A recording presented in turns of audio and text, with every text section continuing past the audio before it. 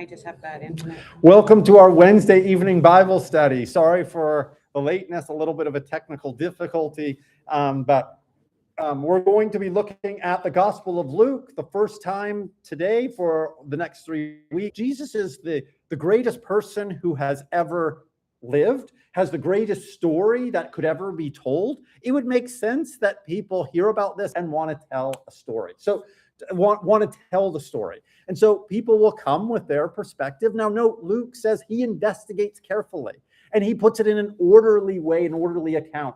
Have you ever read a story that's like disorganized and you're like, it's hard to read? I've read some books and I'm like, I just cannot follow this writer. And I put it away. I'm just like, I'm frustrated. After about 50 pages, I'm like, I'm frustrated. And I hate that. I like to, when I start something, I like to finish it. So it really grieves me to pick up a book and read it and been like, oh, I got to just put this, because I want to know how this story goes and so on, but I can't. Just have to put it away. And so just note, he's going to write an orderly account. So some stories are not written so orderly. Now, would you say that Matthew, Mark, and John, for example, are written in an orderly way? Would you say that they're written in a way that can be understood? And I would say yes. I don't think he's critiquing those ones or saying that Matthew and Mark are not well written. But he's now writing it for a very specific purpose. In fact, he says that he feels he needs to do so. And he does so that Theophilus may have certainty concerning the things you have been taught. Now, Matthew and Mark both write to a very specific audience. Okay, Matthew, for example, probably has Jews on his mind, right? Like, just so it's very Jewish writing. If you didn't know that, just remember, start with the genealogy and you think this, just know the genealogy doesn't get Greeks really excited, but it does get Jews really excited. Jews get really excited about genealogies. Just note, like Genesis, chapter 5, super exciting, right? And chapter 4 too, but chapter 5, you have a genealogy, right? And you're just like, oh, this is meaty, this is delicious, right? Like, no, both Gentiles don't think that way, but Jews do. Like Greeks did. So, and Mark, he's writing to probably like a mixed group, but a persecuted church, probably in Rome, and a very abbreviated count. And they're wondering, why are we suffering so much? Like, why is this happening to us? So he writes a very much to a persecuted church. So you can see the perspective of this. He's giving them encouragement to keep going, keep persevering, and so on. Luke is doing something different. He's writing here. Now note who he writes to. He has the opportunity to write to most excellent Theophilus. What does that make you think when you think of most excellent Theophilus? Yeah, maybe like this, right? Like somebody who is an authority, right? An authority figure. Like this is what's called an honorific, like the most excellent. It's kind of like, today we put titles in front of people like doctor, like the students at the college call me Dr. Kienzler. I think actually education is still something that should be respected and appreciated. We think, you become a medical doctor, it's good to respect them and call them doctor. And if you meet the prime minister, probably not a good idea to call him by his first name. Hey, Mark, it's good to see you. It's like, who are you? Like, who do you think you are? Kind of thing, right? It's not gonna go over well, right? So just noting, like, we use them, and we know there's a place even in our society where there's in many ways a deconstruction, an anti-authoritarian kind of attitude toward them. We still have to, in that day, they were very much an honor-shame society.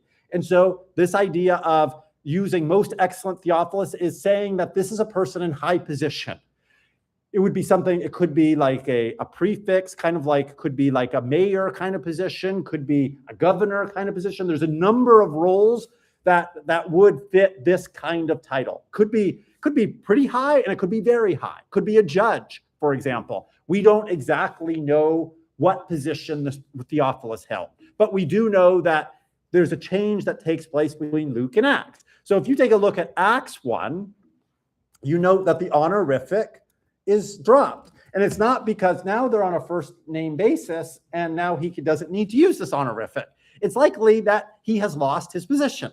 Theophilus no longer has this high role.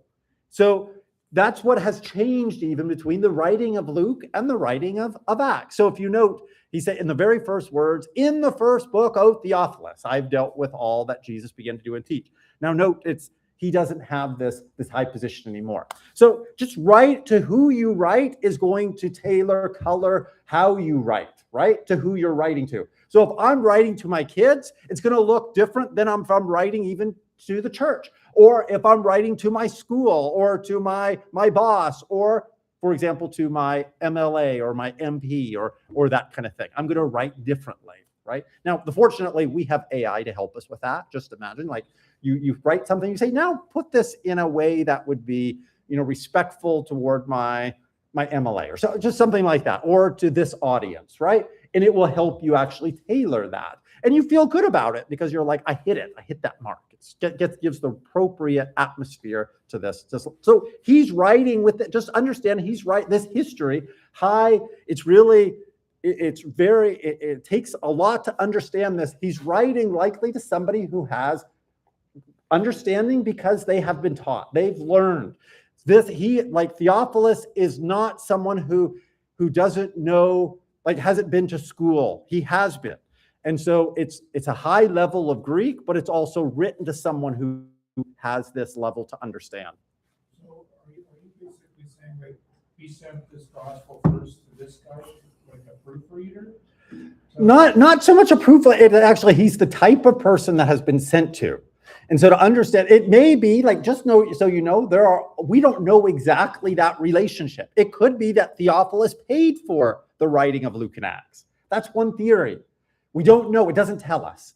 But that this would fit that kind of role, that he's writing it to him first. Now, the other side of it is saying Luke is knowing he's writing to quite a wide audience. He's writing to the church, not just this one individual. But it is a masterful work. Understand, this is his masterpiece in a sense. Luke is one of the most beautiful. Even non-Christians, they read and study Luke Acts, like scholars, and they say this is the most beautiful piece of writing that has ever been written in the history of the world. And I'm not making that up. That's not uncommon for somebody who studies biblical writing, and specifically Luke Acts. It's this is just amazing, the way that this has been put together.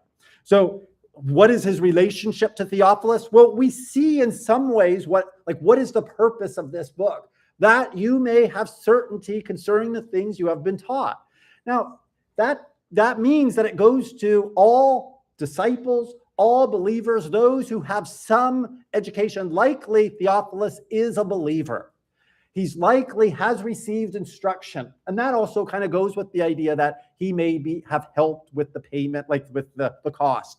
So just understand writing, for the writing materials and all of that, and for him to take the time that would be needed to write this, huge. It would be to give a person a whole year of salary and for materials and that kind of thing.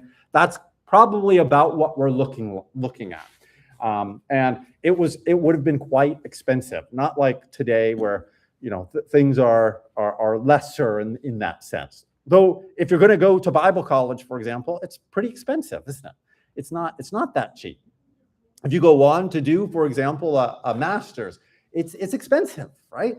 And so God has a way of bringing people in to help. So probably Theophilus has helped Luke, and Luke is now helping Theophilus, but also the church at large as well. It is that's how we're to understand. Does that make sense? Just as some preliminary understanding concerning Luke and Acts, the writing of it. But I do think it is worth noting that he writes, first of all, he's carefully investigated all things. So he's followed things closely for some time. And that's actually really important for us to understand.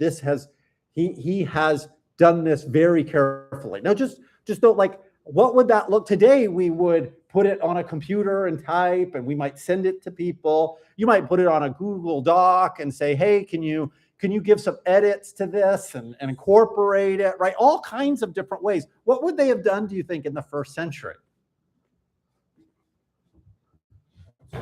There actually is knowledge about this.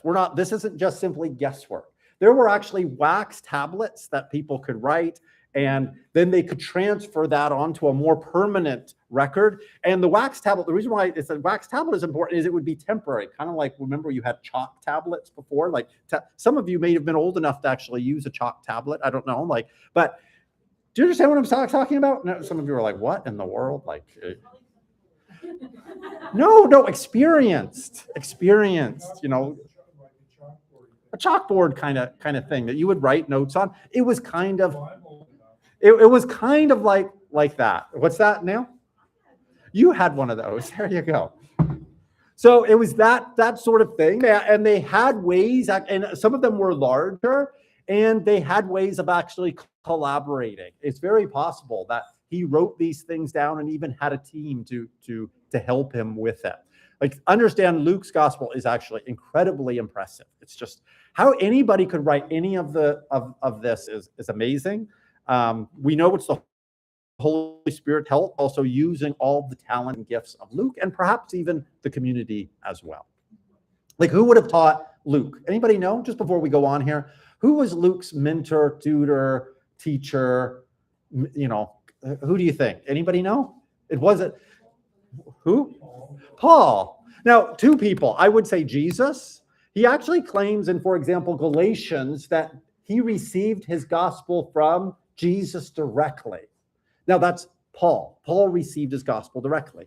But Luke was with Jesus. We see that in Acts chapter 16, all the way even to chapter 28 of Acts. We see these wee passages. And most scholars, not everybody, but most scholars believe, myself included, that this is talking like Luke has entered the story and he's part of it.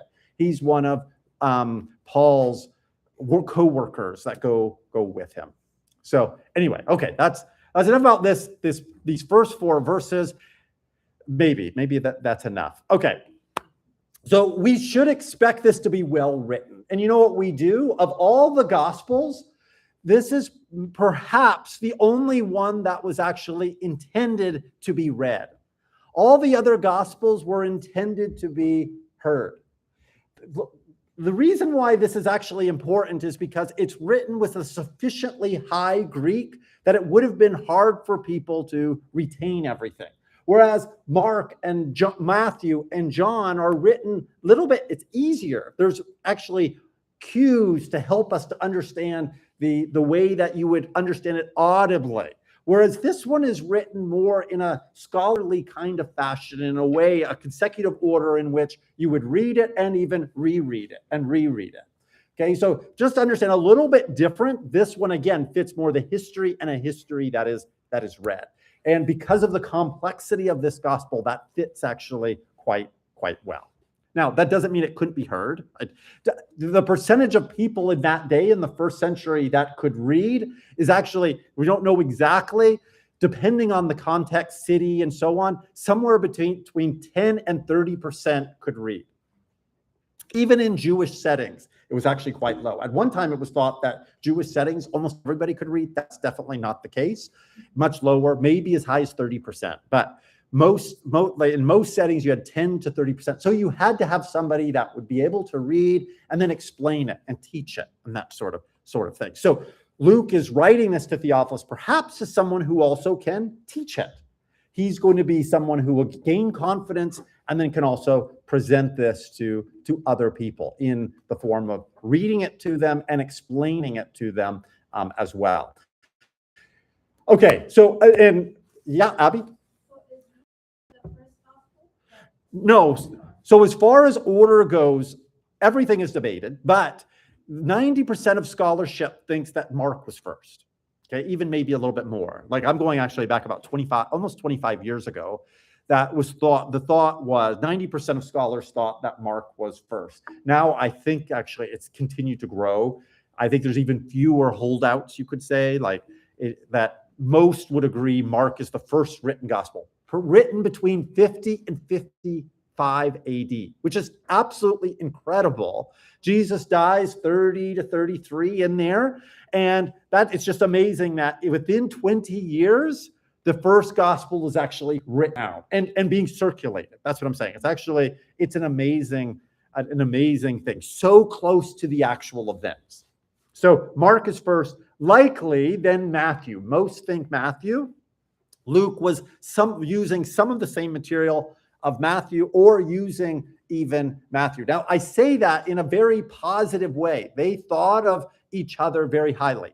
Matthew has 90% of Mark's gospel. Luke has 50% of Mark's gospel. Like, I'm saying the exact wording of Mark's gospel is found there. Not like in virtual, many times unchanged in language. It's really extraordinary. We wouldn't like that today. We would call that plagiarism. You know, you're using someone else's or copying. But in that day, it was really a high form of respect to copy and modify and use in your. So Matthew has a huge respect for Mark, and so does Luke. Luke has a great deal of respect for Mark. I think Luke actually had Mark and Matthew together. I think he had both of those documents, like both of those gospels, as he's writing his gospel. Those are the ones he would have interviewed. Remember, he can read very well. He has a little bit more money than perhaps others have, and he's able to make use of those. John is likely written toward the end of the 1st century. Not exactly sure when, but perhaps between 80 and 100 or 95 AD. So quite a bit long. Luke may have written, it's not known again. I place likely Luke after the destruction of the temple. I just think it makes a lot of sense what he's writing and that sort of thing for a number of reasons. But some place him just before, maybe around 65 AD. So between 65 and 75 AD, that's when I think Luke's gospel was written. Matthew was written probably around 60 AD. So just to give you some context. Yep. Just a fast question. So those chronological Bibles that are sold in the bookstore, that's just some assumption of it?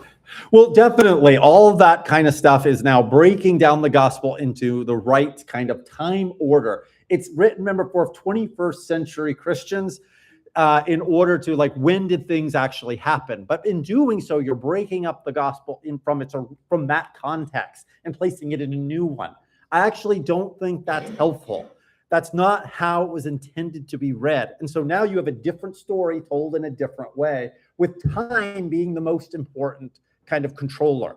And actually, I don't like that. I think the most important controller is the Holy Spirit, who superintended the writings and actually moved on the people back when, and I will never